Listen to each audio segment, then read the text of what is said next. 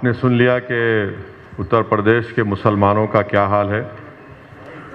मैं उन तमाम डेटा को दोहराना नहीं चाहता हूं, मगर एक दो बातें शायद आमिर भाई थोड़ा बोलने से जल्दबाजी में शायद मिस हो गई। उसमें यह कि मुस्लिम ओबीसी समाज का जो डेटा है गवर्नमेंट एम्प्लॉयमेंट में, उनको भी उसमें शेयर नहीं मिल रहा है। जो मुस्लिम ओबीसी को रिजर्वेशन मिलता है, जो आप देखेंगे रिपोर्ट के पेज नंबर 15 पर है, उसको आप देख लीजिए। और पेज नंबर 16 पर एक और बात जिसका जिक्र मैं करना ज़रूरी समझता हूँ, वो ये है कि 1834 जो यूनिवर्सिटी टीचर्स काम कर रहे हैं स्टेट यूनिवर्सिटी में, स्टेट यूनिवर्सिटी जो उत्तर प्रदेश में है, उसमें से सिर्फ 57 मुसलमान हैं, यानी 3.11। और जो 727 असिस्टेंट प्रोफेसर्स जो यूपी हायर एजुकेशन कमीशन है, जिसमें से 149 पोस्ट ओबीसी के लिए रिजर्व्ड है, उसमें से सिर्फ 4.6% मुसलमान हैं।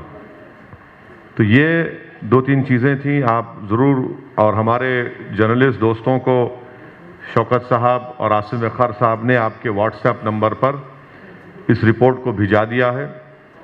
और जो हजरात को ये रिपोर्ट नहीं मिली, जो मोअज़्ज़िज़ हजरात आए हुए हैं, अगर आप अपना नंबर हमारे ज़िम्मेदारों को दे दें तो इंशाल्लाह वो रिपोर्ट आपको व्हाट्सएप पर हम लोग रवाना कर देंगे। और फिर इसको AIMIM के वेबसाइट पर भी हम इस रिपोर्ट को डालेंगे। एक इंटरिम रिपोर्ट है और चैप्टर्स की रिपोर्ट इंशाल्लाह 30 जनवरी को आएगी।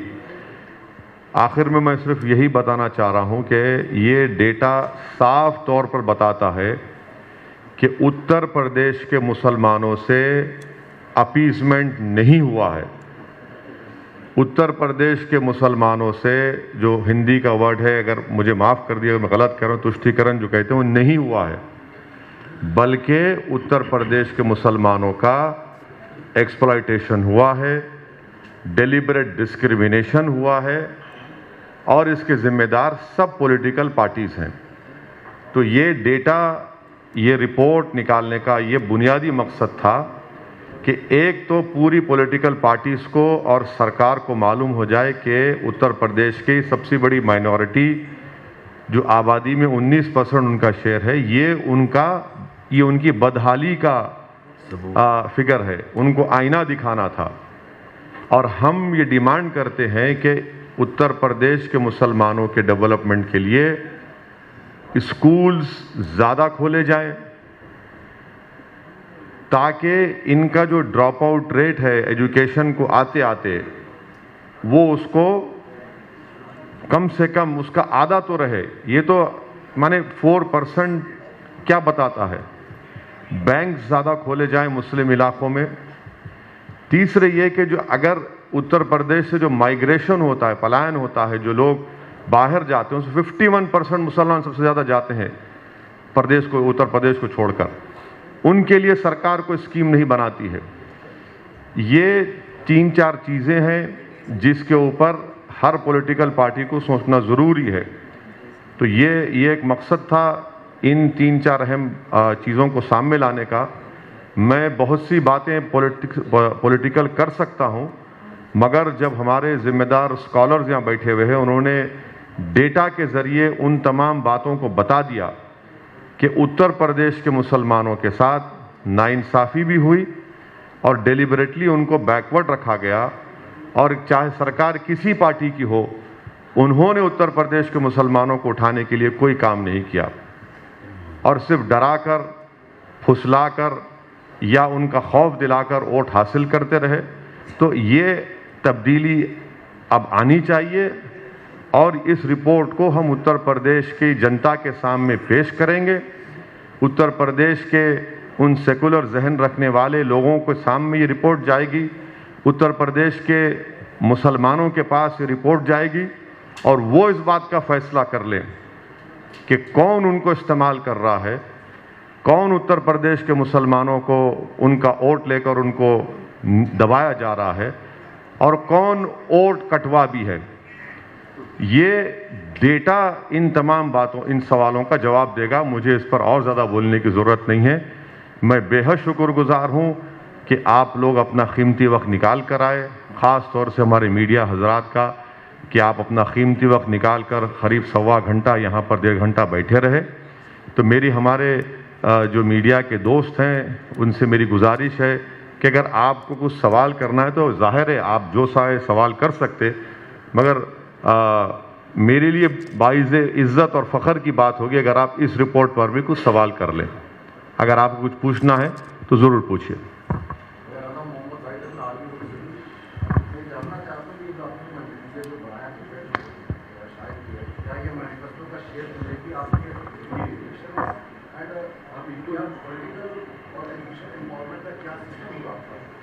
देखिए, ये हम MIM पार्टी कभी इलेक्शन मैनिफेस्टो आज तक नहीं निकाली। हमारा मानना यह है कि इलेक्शन मैनिफेस्टो जो भी पॉलिटिकल पार्टी निकालती है वो जनता को धोखा देने के लिए निकालती है।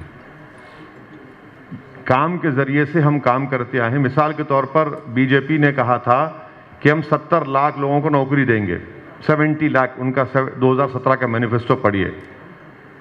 और असेंबली में 7 फरवरी 2020 को योगी आदित्यनाथ के एम्प्लॉयमेंट के मिनिस्टर मौर्य साहब कहते हैं कि अनएम्प्लॉयमेंट रजिस्टर पर उत्तर प्रदेश के 33,20,000 लोगों के नाम लिखे हुए हैं।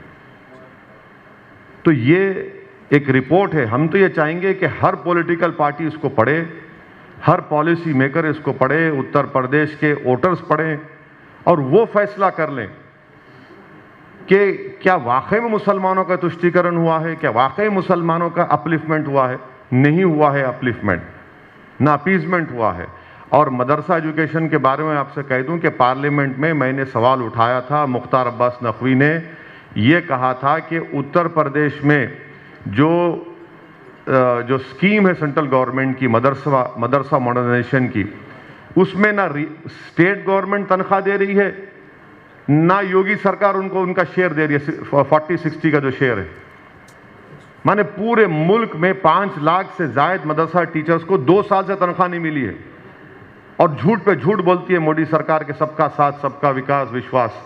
पार्लियामेंट के फ्लोर पर मुख्तार नकवी साहब वादा करे कि मैं रिलीज करूंगा पैसों को, जो 2 साल की तनख्वाह के पैसे नहीं दिए, अब तक नहीं दिए गए। तो ये इनकी मिसाल है। सर, ये जो आपने डेटा अभी जारी किया है, जो जारी हो रहा है, हाँ,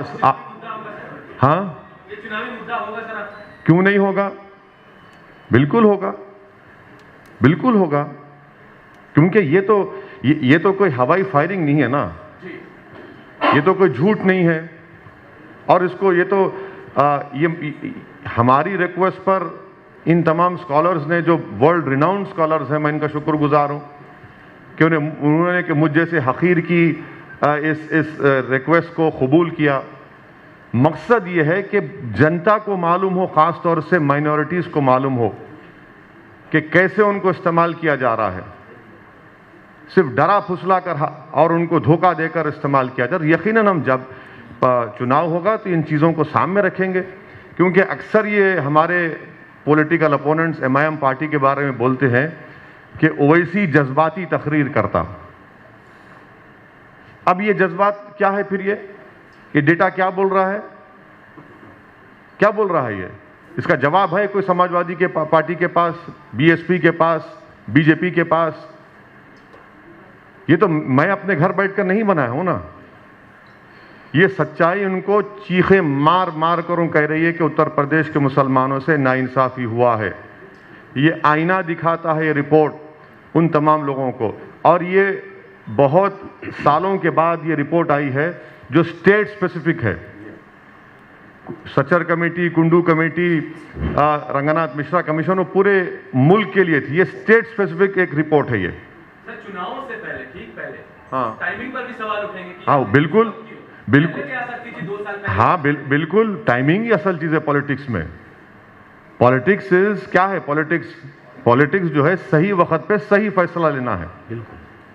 तो ये सही वक्त है जब आप सब मिलकर, माने पॉलिटिकल पार्टीज मिलकर सबके सामने बुरा बनाकर मुसलमानों को पेश करते हैं। एक तरफ बीजेपी जो बोलते हैं ना अंग्रेजी में डॉग विजुअल पॉलिटिक्स इस्तेमाल करती है, और दूसरी तरफ ये जो अपने आप को सेकुलर बोलते हैं वो इस तरह की बात मुसलमानों से करते हैं। तो भाई ये बताइए फिर आपने क्या किया? आप सबको मौका मिला ना सत्ता करने का उत्तर प्रदेश में, बीएसपी को मिला, कांग्रेस को मिला, सपा को मिला, बीजेपी को मिला। तो ये जो बदहाली है ये तो 5 साल पुरानी नहीं है ना, ऐसा नहीं है कि 5 साल में हुई, तो एक सिलसिलेवार है।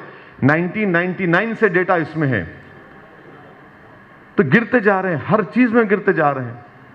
सर खुर्शीद अहमद ईटीवी भारत से, जिस तरीके से उत्तर प्रदेश में आपने डेटा जारी किया है, तेलंगाना में भी क्या मुसलमानों के हवाले से इस तरीके से डेटा? तेलंगाना के लिए एक मिनट सुनिए, पहला सर तेलंगाना के लिए मैं आपसे रिक्वेस्ट करूंगा, सुधीर कमीशन की रिपोर्ट आप पढ़िए, उस रिपोर्ट को आप पढ़िए जिसके मेंबर आमिरुल्लाह खान साहब थे, उस रिपोर्ट के मेंबर वेंकट साहब भी थे, उस कमेटी के मेंबर शाबान साहब भी थे।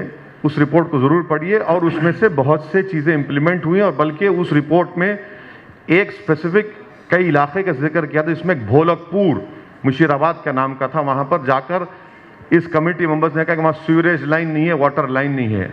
आज आप जाकर देखिए, वहाँ पर हमारा MIM का कॉरपोरेटर है, उन्होंने वहाँ पर 10 करोड़ के सिर्फ सीवरेज लाइन डलाए और 10 करोड़ की वाटर लाइन डलाई। इस रिपोर्ट के आने के बाद हम सरकार के सामने बोले देखो ये रिपोर्ट है, तो फौरन तेलंगाना के CM KCR ने कहा कि यस असद भाई इसको करना है, क्योंकि वो इलाका हैदराबाद का सबसे गरीब स्लम था। आप लोग गए थे फिजिकली वहाँ पर, कमेटी के मेंबर्स। दूसरा सवाल क्या था? दूसरा सवाल यह है कि जिस तरीके से सीएम ने मथुरा के ऊपर स्टेटमेंट दिया, अब बनारस के घाटों पर एक पोस्टर लगा है जिसमें कहा गया है कि गैर हिंदू घाटों पे पिकनिक स्पॉट ना बनाए, इस पे क्या कहना है? तो इस पे बोलने की क्या जरूरत है? यही तो बीजेपी कर रही है, नफरत फैलाना चाहती है। उस्ताद बिस्मिल्लाह खान का नाम तो नरेंद्र मोदी ले लिए, तो उस्ताद बिस्मिल्लाह खान बांसुरी नहीं बजाएंगे, नाम तो ले लिए, मगर ये क्या पोस्टर है फिर? ये सब सरकार कर रही है, नफरत फैलाना मुसलमानों के खिलाफ। अरे इस पर बात करिए ना, आपने क्या किया मुसलमानों के लिए 5 साल में, बताइए। आप तो बोलते कि appeasement for none, justice for all BJP कहती है ना, तो फिर ये क्या है बताइए? फिर आपने क्या क्या क्या जस्टिस किया मुसलमानों के साथ? तो सिर्फ नफरत फैलाना इनका काम है। तो मेरे भाई ये फिर क्या है? अगर national development minority finance corporation में 19% मुसलमानों की आबादी है, और आप उनको क्या देते हैं भैया? 20 करोड़ रुपये एंटरप्रेन्योर्स के लिए, जबकि उत्तर प्रदेश में इतना स्किल्ड मुसलमान है आपके पास। आपने उनका ड्रॉप आउट रेट कंट्रोल करने के लिए क्या किया? आपने ग्रेजुएशन में उनका हेल्प करने के लिए क्या किया? आपने सेल्फ एम्प्लॉयमेंट में क्या किया? आपने कितने बैंक्स खोले, कितने ATM खोले? आप तो खोल रहे ही नहीं ना कुछ भी। आपको मालूम कि सर उत्तर प्रदेश में 2% मुसलमानों के पास भी 5 एकड़ जमीन, 2 एकड़ जमीन नहीं है। 1.70 Muslims have only less than 2 एकड़ जमीन नहीं है। अच्छा, 58% मुसलमानों के पास जमीन नहीं है। कहां गई जमीन फिर? क्यों नहीं देते फिर आप?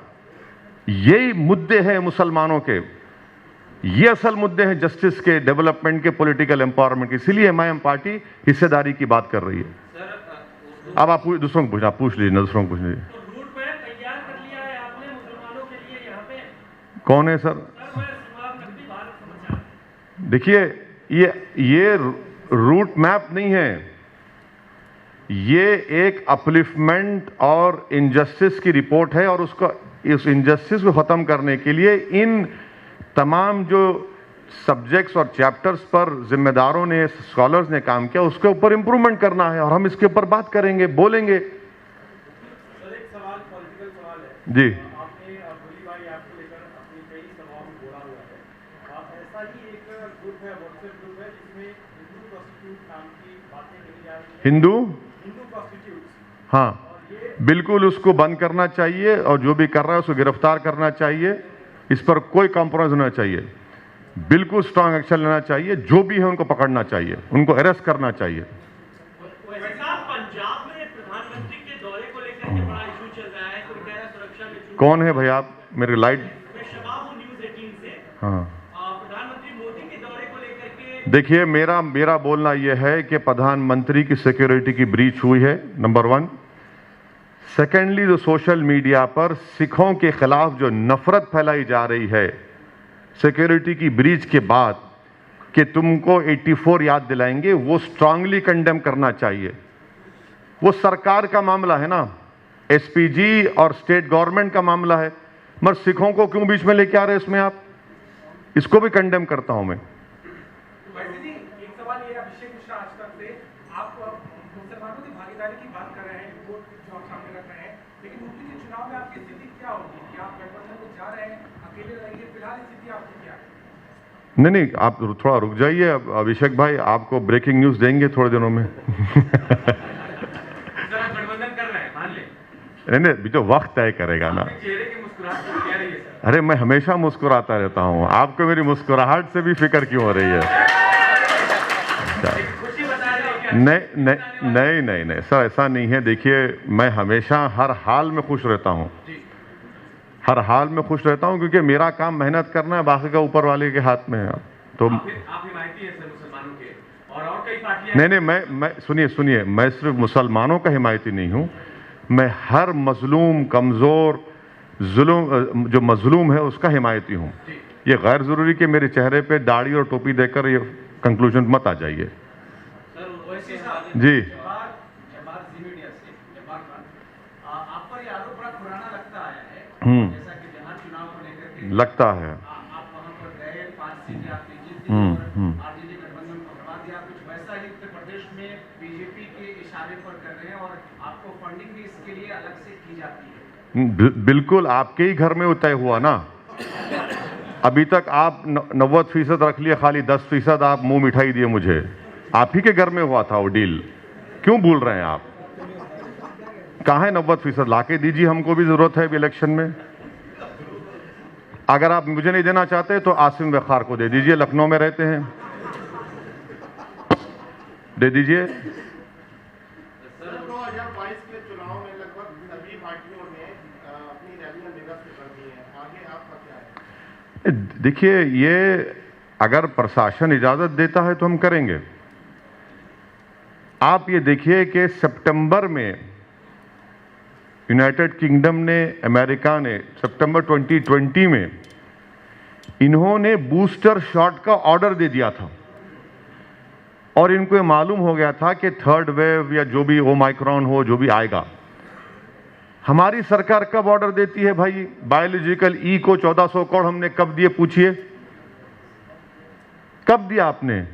आपने दिसंबर में दिया, और 15 जनवरी के बाद ही, जिसको गवर्नमेंट बोल रही प्रिकॉशनरी शॉट बोल रही उसको, वो सिर्फ इमरजेंसी ऑथराइजेशन के लिए होगा, हमारे हेल्थ वर्कर्स पे होगा, और जो 60 साल के ऊपर है फिर देश की पूरी जनता क्या करेगी?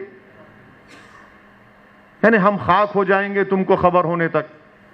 जो गलती मोदी सरकार ने सेकेंड वेव में से पहले की थी, अब कर दी है गलतियों, वो सबक नहीं हासिल किए सेकेंड वेव के बाद।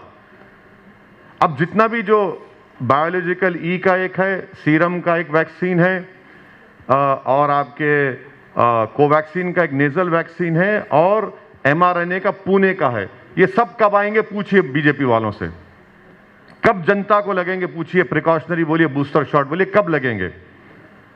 अगर आप वो कर देते तो हम इस थर्ड वेव को थोड़ा बहुत रोक पाते।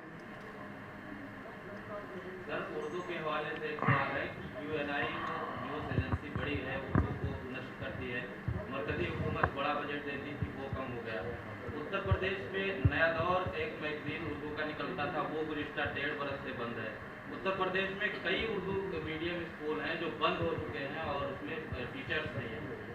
जिस तरीके से कहा जाता है, मेरे भाई आप ये देखिए, जो बंद हो रहे हैं ना, ये तो 5 साल से चल रहा है ना सिलसिला बंद होने का। तो आपको पूछना चाहिए सवाल अखिलेश यादव को, जिसके ख्वाब में श्री कृष्ण आकर कह दिए कि अब आप बन गए मुख्यमंत्री। इनसे पूछिए कि भाई आपके ख्वाब में ये स्कूल नहीं आते क्या? आपके ख्वाब में उर्दू की डेवलपमेंट नहीं आता है क्या? आपके ख्वाब में सिर्फ मुस्लिम वोट नजर आता है आपको, एक गुलाब जामुन की तरह के खा लो इसको और भूल जाओ। तो यही तो हम कह रहे हैं कि बिल्कुल सही है। उर्दू तो मुसलमानों की जबान नहीं है ना, उर्दू तो भारत की तहजीब का, कॉम्पोजिट कल्चर का एक बुनियादी हिस्सा है। यही उर्दू थी जिसने नारा दिया था इनकलाब जिंदाबाद आज़ादी की लड़ाई में। आपने इसको जोड़ दिया एक मजहब से, बिल्कुल गलत है, इसीलिए नाइंसाफी की जा रही। और कुछ सवाल तो नहीं, चलते हैं सर फिर। थैंक यू सर, बहुत शुक्रिया आप लोगों का, थैंक यू वेरी मच। आप तमाम का जो आए हाजरीन का शुक्रिया बहुत।